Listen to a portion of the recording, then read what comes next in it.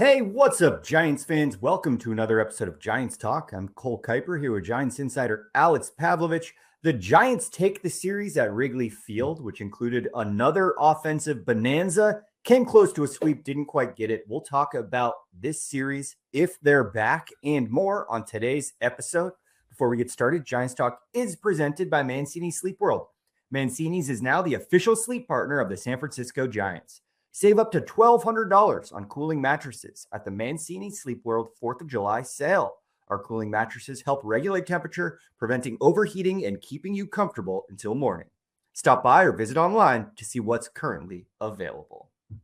All right, Alex. Overall, felt like a really good series coming out of Chicago. I'm making a rule for you.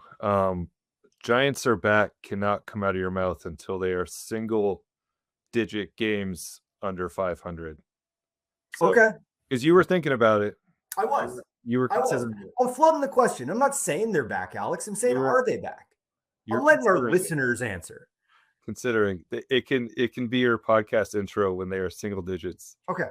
I will take that deal. No more they're so back. Okay. But good series. Could have very easily been a sweep. Could have lost 2 out of 3, but I thought they were the better team for 3 games. 5-5 road trip. That is hilariously their second best road trip of the year. Their best being the first one to Petco Park when they took 2 out of 3. The road has not been kind to them for most of the season. So the whole season hasn't really, but no. The way it started and what happened at Coors Field the first couple nights, and Kyle Harrison and that blowout in Milwaukee to finish 5-5 on this trip is one of their better accomplishments of the season. Maybe their best accomplishment of the season, the way they finished this one. We're looking for good accomplishments at this point. We're looking for things. We talked about in last week or the week before how at some point this team has to get to their normal numbers. And I guess I didn't realize it was going to come through really stacking those numbers in individual games and weighting the scale when you average it. I think our best call of the year in our bold predictions were horrible. I think our best call of the year is going to end up being the last podcast where we talked a lot about how a lot of these guys are going to end up at their normal numbers. Yes. And like Willie's going to end up around 30 homers. Devers is going to end up where he normally does. Even Chapman, like his WRC plus is up. I think it's at 96 going into today. So he's right around league average now as a hitter, which you look at the last month and 2 months for him and you go, how is that possible? But it hit a couple big games. They stacked them up, took advantage. Some guys took advantage of some position players, which I love to see it. Got to do. So if you look actually individually at the numbers and you look team wide where they're at, like it does not look like what we watched for the first, I would say, 6 weeks of the season. Absolutely. It's going to be a weird. I had this thought during Friday's game. I was like, this is going to be one where I think like maybe 5 years from now, you're going to look back at the 2026 Giants and we'll see where this goes for them. I don't know what the record will end up being, but if the record doesn't get much better, I think you're going to look individually at guys and you're going to look at some things like Casey Schmidt breaking out and, maybe Trevor McDonald and Keaton Wynn, things like that, and go, how on earth did this team not win like 85 games? Yeah. I do think a lot of these numbers are going to end up where they should be. The guys who are still, it obviously, just like the Giants record, a lot of the stats players are digging themselves out of a hole, but the guys who are still below like 250 batting average are the usual suspects, the players getting paid the most, the contracts that we want to see more of, but it does feel like they're starting to dig themselves out, which is nice. But still teams being supported by Casey Schmidt, by Jung Hoo Lee, by Eldridge now, which has been awesome to see. Well, it's a weird weekend too, because you come away from this trip. I mean, I think they scored like 70 runs or something like that on this road trip. They were like 71. They were right near there after Friday.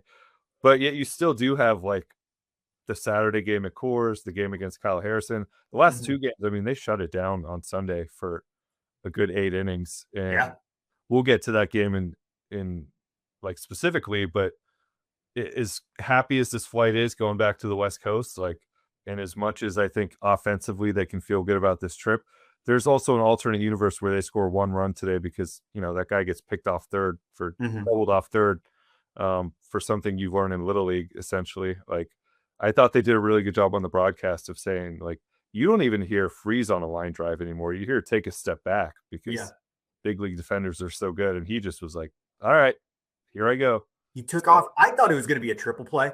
Yeah. I saw it happen, and I was like, oh, this is it, but not quite. I think Devers, your instinct there is to just go get that out, get the lead out. But it looked like a disaster. They escape and they get the win. But it is funny when you look at this trip, like ultimately a ton of runs, also like 4 or 5 games that fit right in with the first 6 weeks, 2 months of the season, including Sundays where starting pitcher gets hurt and some guy comes out of the bullpen and like does the 2014 Yusmeiro Petit. Like it doesn't get more SF. Yeah. So weird team. Yeah. All right, let's tackle these briefly, one game at a time. We're going to start with the fun one. Friday's game. Giants score 18 runs. Another one of these just bizarre, completely turn the faucet on games that I don't know. I've become pretty accustomed to these, Alex. I don't mind once a road trip, once a home series, we just go ahead and score just shy of 20. Yeah, once in each city on this trip, they just went absolutely nuts. They just kind of ended up like they're, the weekend changed a little bit, but for a moment they're like right around middle of the pack in runs scored. They're like 2 points behind the Dodgers in batting average for a moment there after Friday. So I think the funny thing about this team is they still don't walk. So on days like that, you look up and it's like Giants have 22 hits and every single guy in the lineup has 4 hits. And, this guy has 2 homers and that guy had 3 doubles. And so it's not like some of these games, a lot of times when you see this around baseball, a team will have like 9 walks and a couple walks, someone hits a homer, a couple more walks, someone hits a double. They're still not doing that. So these games are just like hit parades, which is more fun to watch. Yeah. So we'll give them that. Yeah. A couple of guys who really needed it, especially feasted on Friday. Willy Adames, 2 home run game. Matt Chapman, 2 home run game. And then didn't obviously need it as much, but Casey Schmidt, just a casual 2 home run game too. Incredible season he's been having. King of the position player home run, which look, if they're going to throw him out there, I think you have to do it. I think you just have to. Yeah. I think that's like his 3rd in the last 2 years off a position player. Well, and who's about to become the king of it is Jonah Cox. Yeah, I really hope he gets another sometime soon because I don't know if that would be a cool thing to tell your grandkids one day or if you'd be like really bummed out that was your. We'll see where his career goes, but like, yeah, I don't know how you'd feel about that being your one of 5 or your only one or whatever. It's the kind of thing that's novel and interesting enough. And obviously when it happens, it means the Giants are probably doing something right in that game. Yeah. And I hope we get a few more Jonah Cox v position player moments this season. I hope he gets one off of a real pitcher. Really enjoy that and not just, do what you got to do. The impressive thing about that was it was like 445 or something like that. So there's a little juice in there. So you will get one screen off of a real pitcher. Yeah. Matt Chapman, part of those 2 home runs included 8 RBIs, a career high. So are we thinking Chapman's back? He had the big hit on, I didn't say the Giants are back, but he had the big hit on Sunday night as well. Yeah. I mean, the swings looked a lot better. And his to me was like the most confusing. I've said this over and over again. Like he had the best spring and he walked in the entire spring, had a good approach all spring. Was excited about being past the injury and not having to deal with what he dealt with the entire second half last year. So his didn't really make a whole lot of sense in terms of just like where he was for 3-4 weeks there, other than just being a hellacious slump, which happened to come early in the season. And if this happened in August, it's a little bit easier to ignore, but it happens this early and you look up and you see 1 home run, over and over and over again, like game after game for 2 months.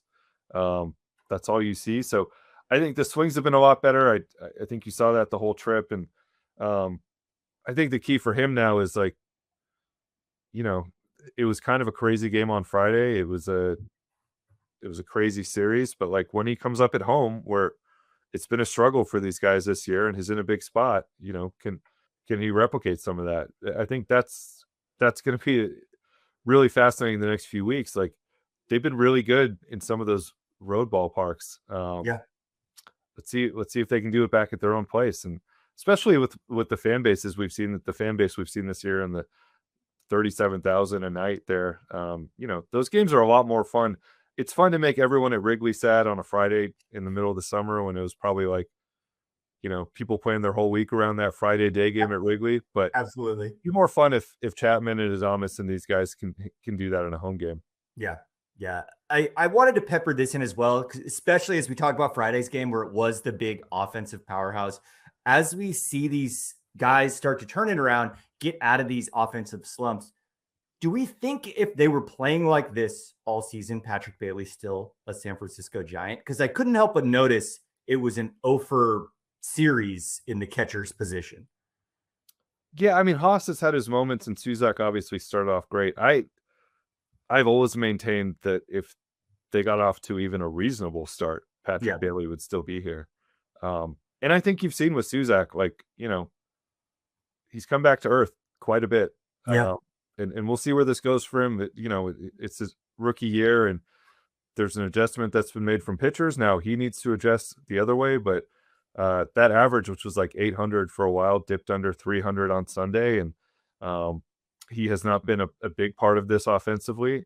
Haas is more of a short-term guy, so Patrick isn't knocking the cover off the ball in Cleveland either, but I think we know the defense is there. So, yeah, I think that was I don't want to say panic, but that was an early season reaction to everything they were seeing. And I think if it was really difficult for them to put up with that at the bottom of their order, and you're kind of seeing it right now, like Drew's not really hitting that much, but they can just go with the defense in center field because everybody else is hitting. And it's been 1 through 8, 1 through 9. And they'll be okay with if Suzak's not going to hit right now, if everybody else is. But I do think Patrick, and we talked about this a fair amount, I'm glad you brought this up. Like, I think he didn't hit it all, but he also took a little extra heat because nobody around him who was supposed to be hitting was hitting. So, like, if Chapman, Devers, Adames are who they were on this road trip, life's a lot easier for Patrick Bailey in April and May.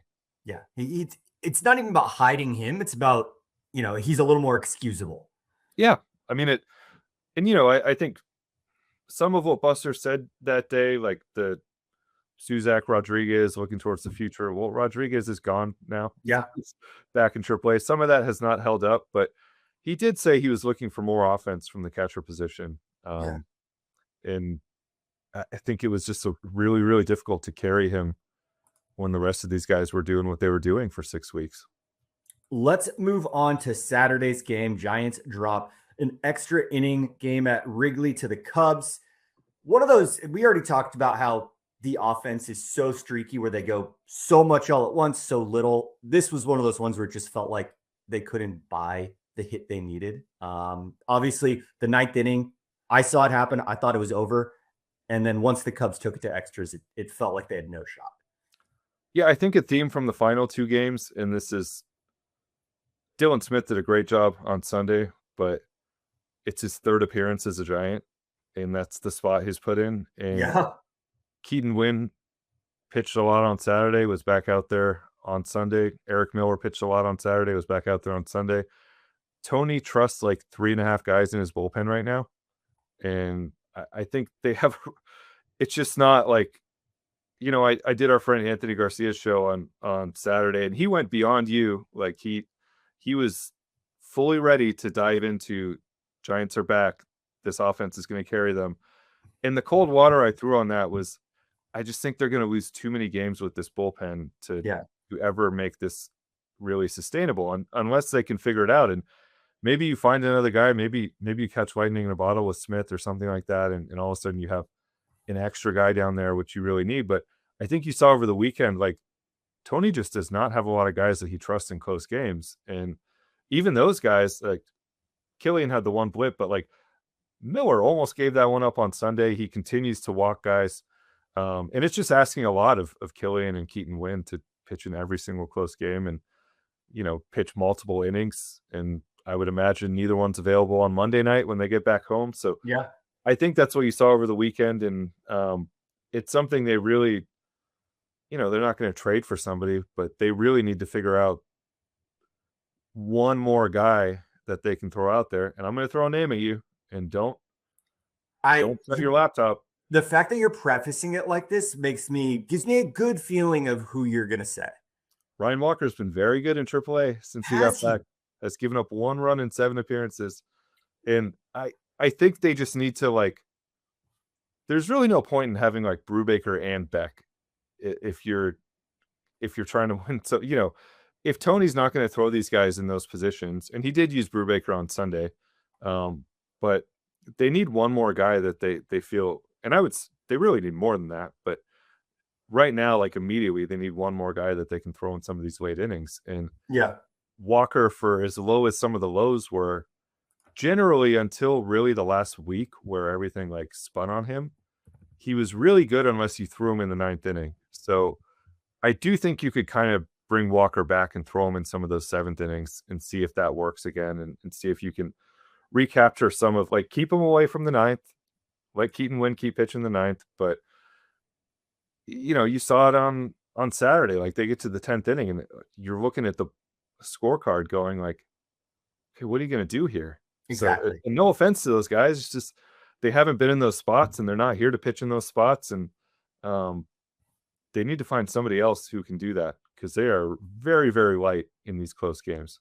It also feels like every time they play another team, especially when it goes to extras, the other team's able to just trot out some flame-throwing guy with a sub-2 ERA, and where's that guy for us? Yeah.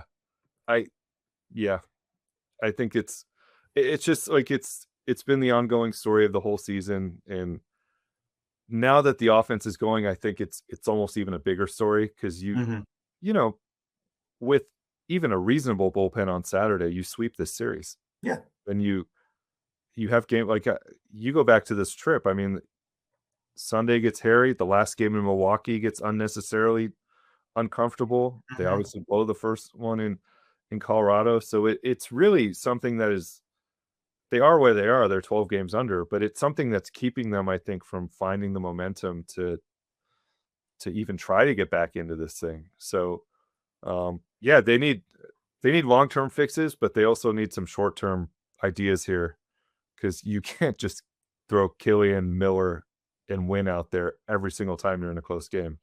Yeah. I think you're probably right. Brian Walker, he's back. He got his, I don't want to call it a punishment, but he did his stint in Sacramento. He showed that he still has it. Bring him back up here, see what he has. We floated the name, but I think Spencer Bivens should be on this big league team. I guess here's my question with if Ryan Walker is still in the organization, what is the point of that if he's not going to be here in this situation? Exactly. Where you're desperate for guys who can at least throw in high leverage. And I would say with him, as bad as it's been at times this year, he also closed the Dodgers out back-to-back nights. He has pitched some big innings for him this year. It just went really poorly the last couple of weeks he was here. So I think you hit the nail on the head there, whether it was punishment or a wake-up call or whatever you want to call it. He did it. He's been down there for a while. He served his time. Yeah, he served his time. I've watched a little bit of it, haven't watched a whole lot. So maybe the Giants would counter with we were watching every pitch and we still don't see what we want to see. But I just think you look at that lineup card and go okay, who's going to, even today, I mean, Smith did a great job in the 10th. You're throwing a guy who's made 3 appearances for you in the 10th inning.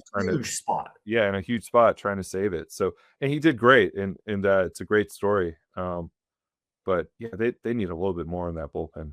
Yeah. All right. With the mention of Dylan Smith, let's talk Sunday's game. Kind of waited to the end to mention Jung Hoo Lee, but just offense, absolutely great to see. Extended his hitting streak to 15 games, which is the current longest in Major League Baseball.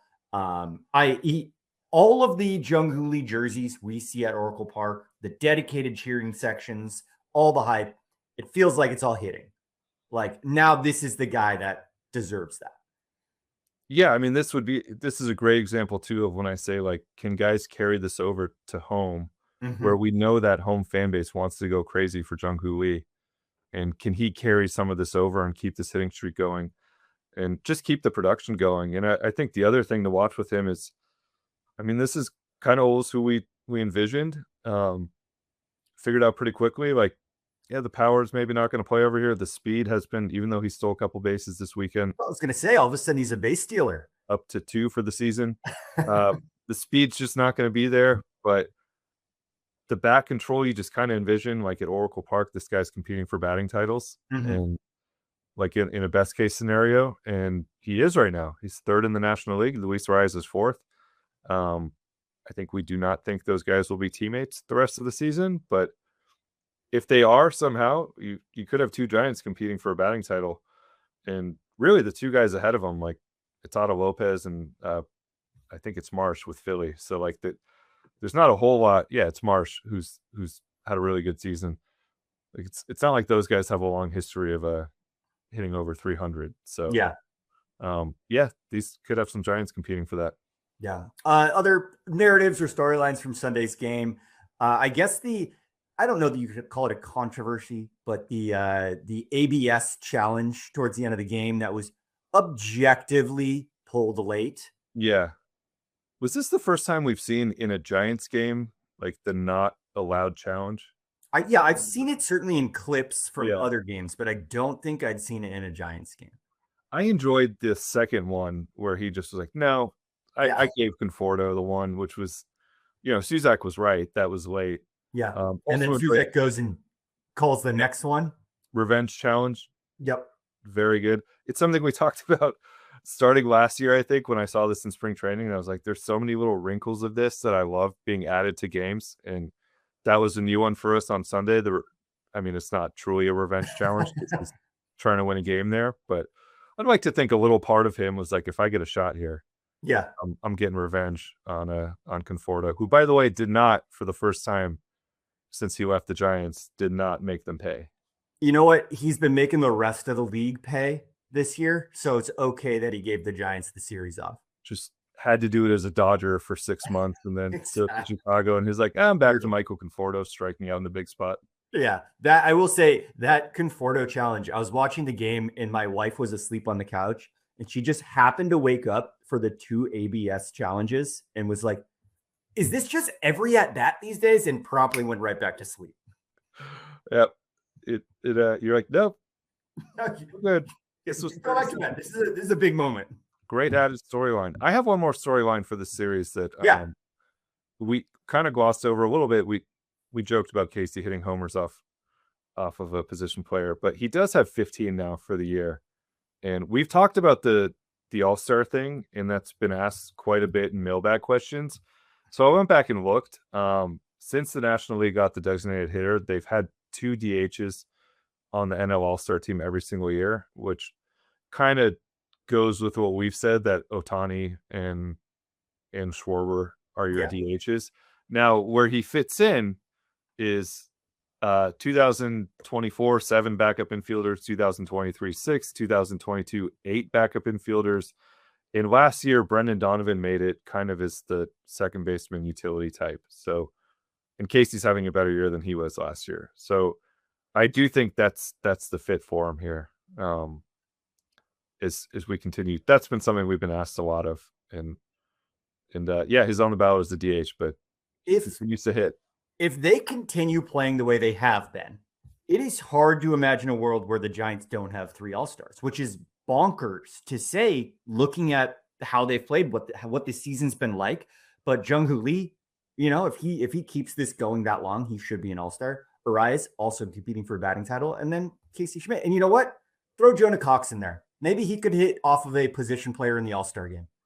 I was sitting here trying to figure out if you were messing with me, and then you got to Jonah Cox. And the way they played the last 5 days, that's a 3 All-Star team. Yeah. Jung Hoo, I dug into this quite a bit on Saturday when I was in studio. It's going to be really hard for Jung Hoo. Yeah. Just aside from like the PCAs and James Woods of the world, like, Soto's probably going to get voted in, and Acuna generally does well in fan voting. So National League outfield is not what it was a couple of years ago. It's pretty loaded this year. I think he's like 17th in FWAR among NL outfielders, even with what he's done the last 2 weeks. Yeah. All right. Well, All-Star voting, the Giants have established Arise as the guy, right? They're spreading it around a little. I do think it's probably a lot easier to hit send on those tweets from the Giants main account than it was 5 days ago. So good Certainly. for The admins don't need to talk to their therapists after every tweet. I can just imagine people making like vote for the All-Star game graphics like a week ago, going like, how can I tweet this with a straight face? But it's come around. Yes, it's getting a little better. All right, that's the series in Chicago. Would have been great if they managed to pull off the sweep. Even a happier flight, but hey, split a difficult road trip that started out looking like it was going to be pretty much as bad as a road trip could possibly go. Coming back to San Francisco with a little momentum, they're going to see the Cubs soon. We'll preview what comes up next later on. Let's take a look around the league, Alex, and remember a few guys, some of our old friends, one of whom I was very excited to see his name in the news, and that is Lamont Wade Jr. Got signed by the Astros. It was late afternoon, Lamont, on Saturday. Boom. Hit a homer off the A's. He's back. He's back. And he signed with the Astros. So yeah, he's in a decent spot. I mean, that team's not very good, but nice place to hit at least. Yeah, and he gets his big moment. One of those guys who he fell off really, really hard. And I would love to see shades of our old Lamont Wade Jr. back, even if not with the Giants. Beyond Lamont Wade Jr., Braves sign our old buddy, friend of the podcast, Austin Wins. But that did mean DFAing Chadwick Tromp. Double whammy there for Giants fans. And then Twitter follower R. Pat pointed out that Mason Black has been good with Kansas City. Yeah, 2.08 ERA and 7 relief appearances.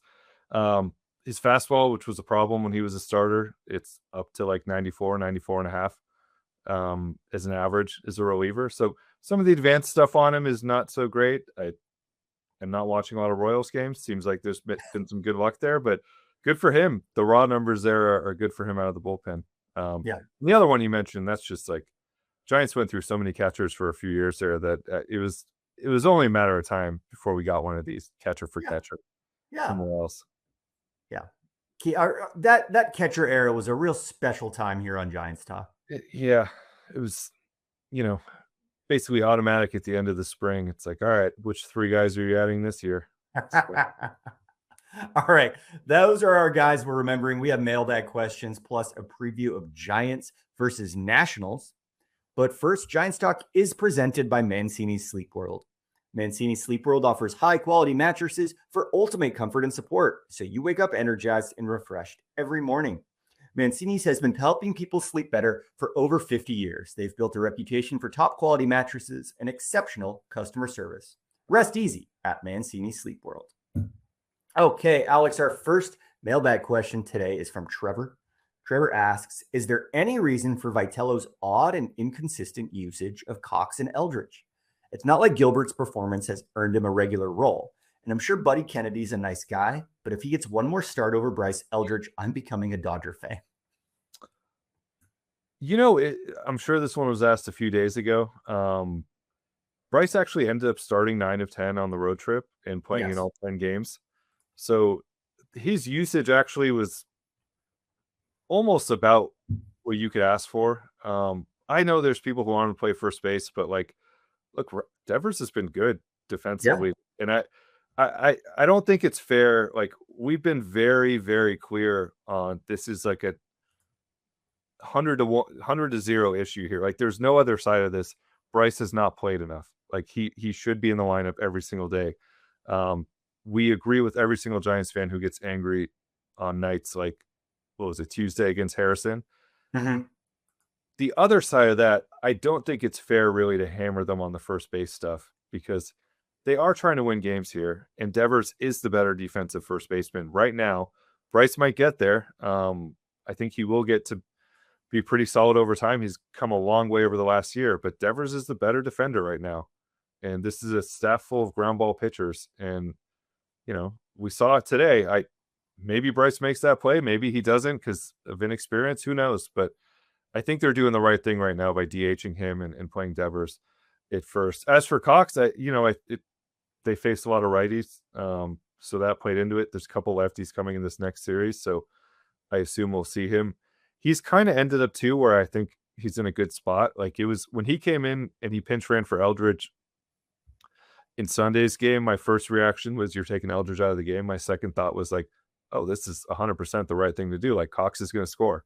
This is what he's on the team for. Yeah, you don't have to do much to get him home from second base. So yeah, this is what he's on the team for. I'd like to see him get a little bit more time in the batter's box. And like, I think they've been a little quick sometimes to get Gilbert in there. So I'd like to see a little bit more time for him, but I don't think lately it's been really objectionable. The last few days, obviously early, the first couple weeks with Bryce was ridiculous, but lately I think everything's been pretty normal. Yeah, I'm sure this mailbag question came from when they were in like the thick of that. All anyone could talk about was why is Bryce Eldridge not playing? Obviously he has since then. You mentioned the play at first on Sunday. If it's the one I'm thinking of, I think Eldridge is tall enough where he's just, since he's a skyscraper of man, that ball doesn't go over his head at first. Oh, I'm thinking like the one in the 8th where Devers caught it and immediately went to third. And I think Bryce does as well, but like, Devers he's become pretty good over there. So I don't really have a complaint there.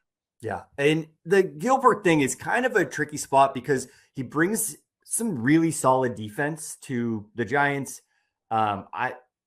There's just that looming, like him and Vitello are college buddies kind of thing, like I don't think he's getting a look because he's like Tony's BFF, but there are defensive studs in AAA who might be able to. He is an all-time vibes guy too. So that's true.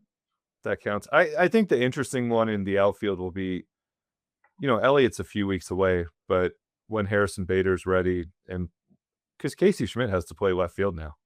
Yeah. Like that's become, and then you figure out like, what do you do when Elliott comes back? And when Bader's back, which one of the two guys, which one of the young guys, Barracoda's there too. He doesn't really play much. So that's where it'll get interesting with these guys. And that's where we'll have a better sense of like, Cox actually is a great fit for the roster.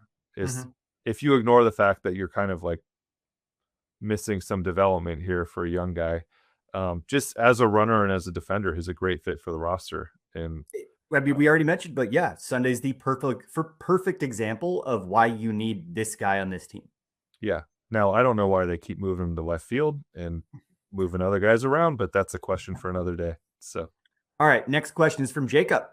Jacob says, are there any exciting player career milestones to watch out for this season? Home runs, strikeouts, innings pitched, or anything else cool to look for? Shout out to the Giants PR staff. They put some of this in their daily notes, so I cherry picked a little bit. Nice. Ones that are in line. Willie Adames is coming up on 200 homers. He's also coming up on 1,000 hits.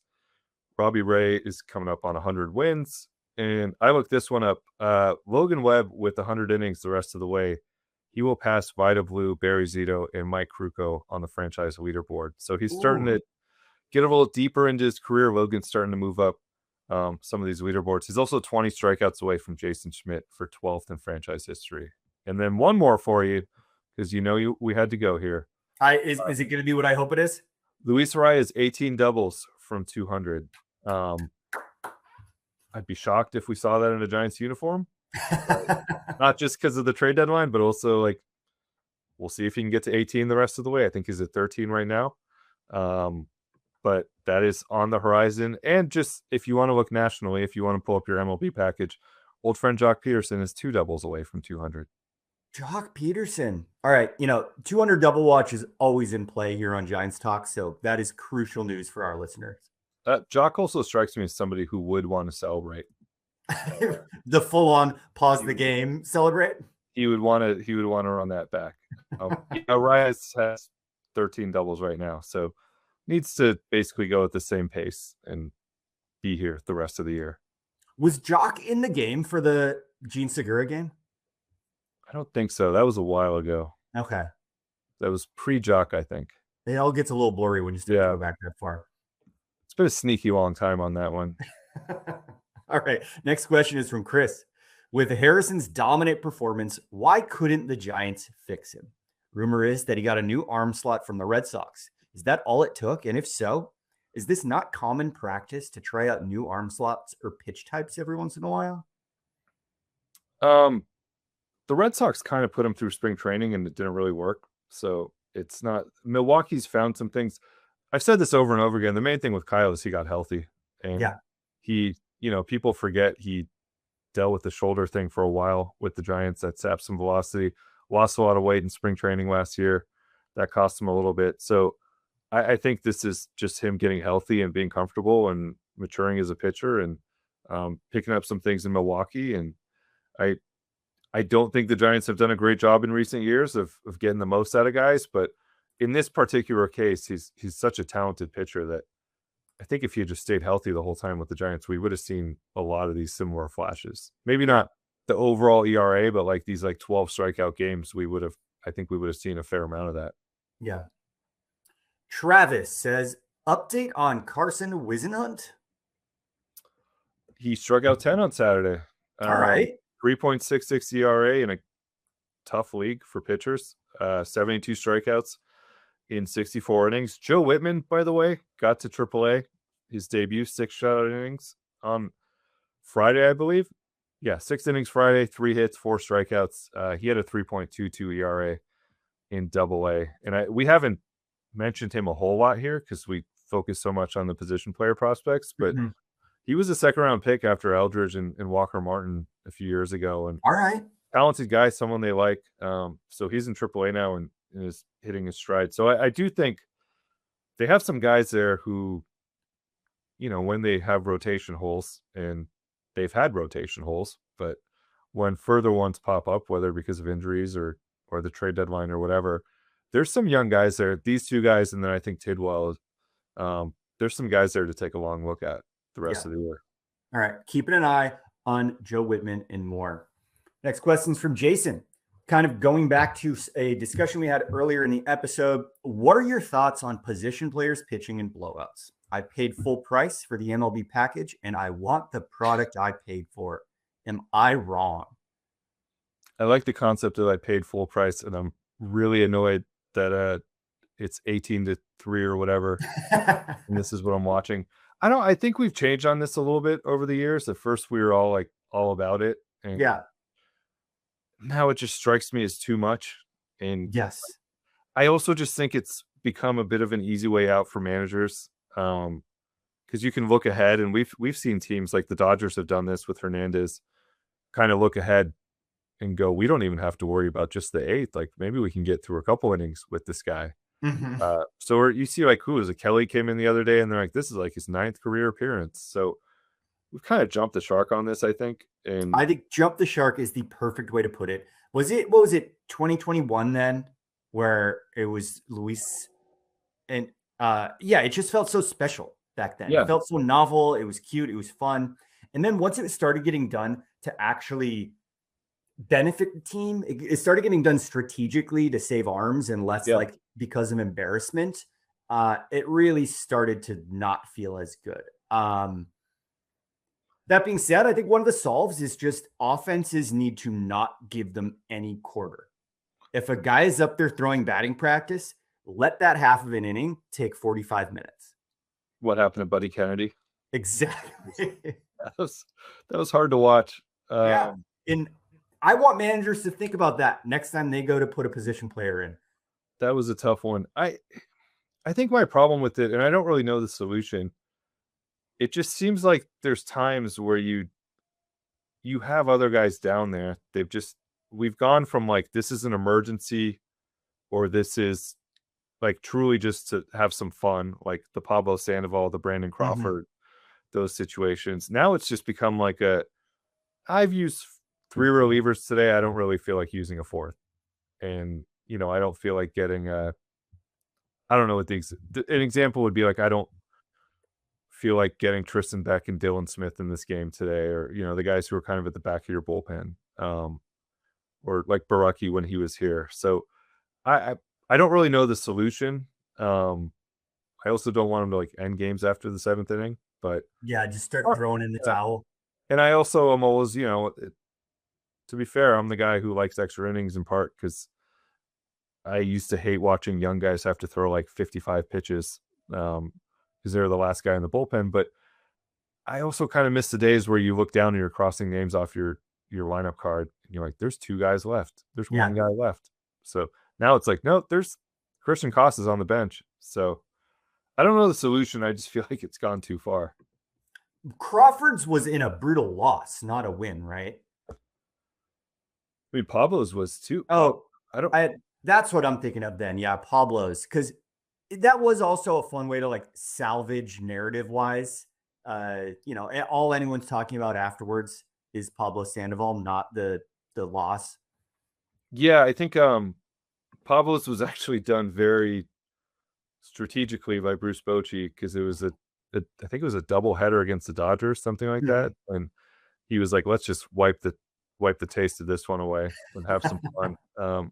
So kind of did it on purpose because he never liked doing it, and I don't think Tony likes doing it. I mean, the first couple times he did it with Christian Koss, he really seemed to dislike it, but it's also just kind of the smart way to go. Yeah. But yeah, what did we see it twice on this trip? We did.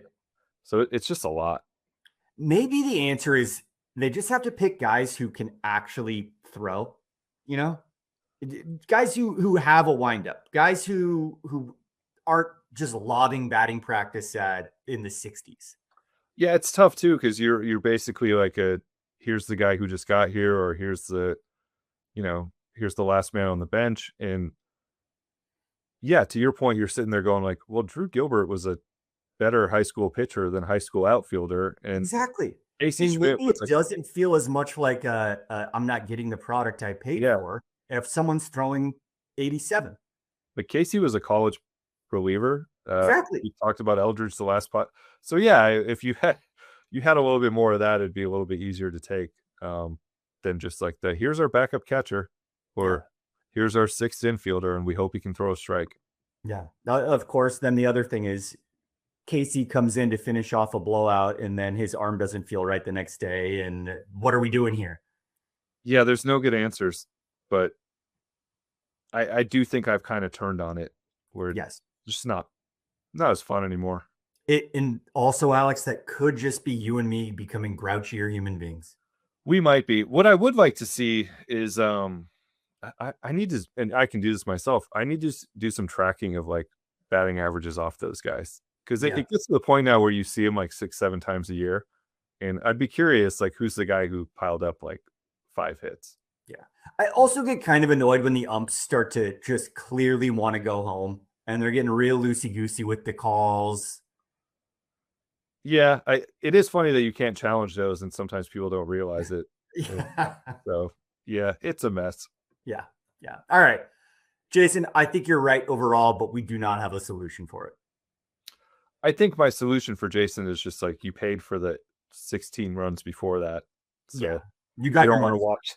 You don't want to watch him face a backup catcher. You can turn the TV off at that point. Yeah.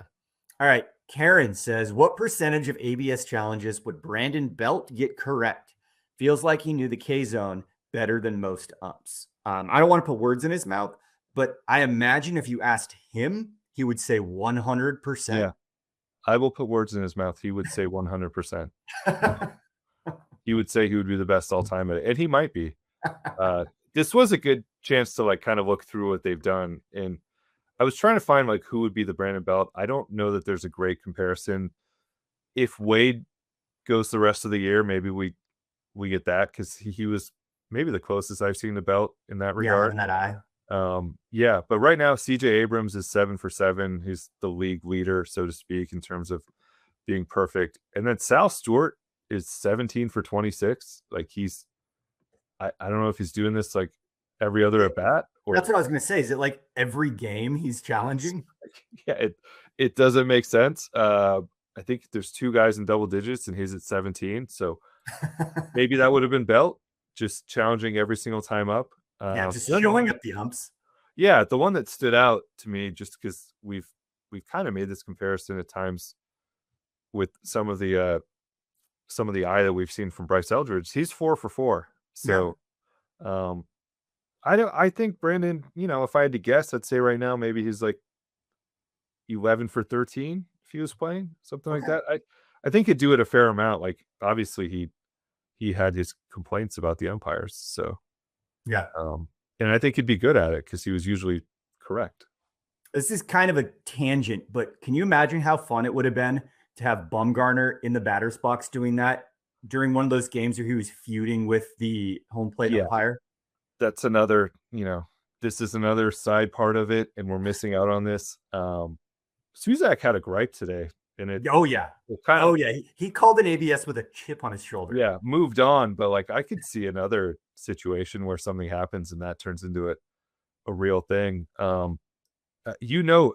Bumgarner at times almost got in fights because guys swung too hard or got mad because they fouled off a pitch that they it is one of my all-time favorites. Oh, you're right. Someone would have called an ABS on him and it would have been confirmed, not overturned, and he would have been furious about it. Like, of course that was a strike.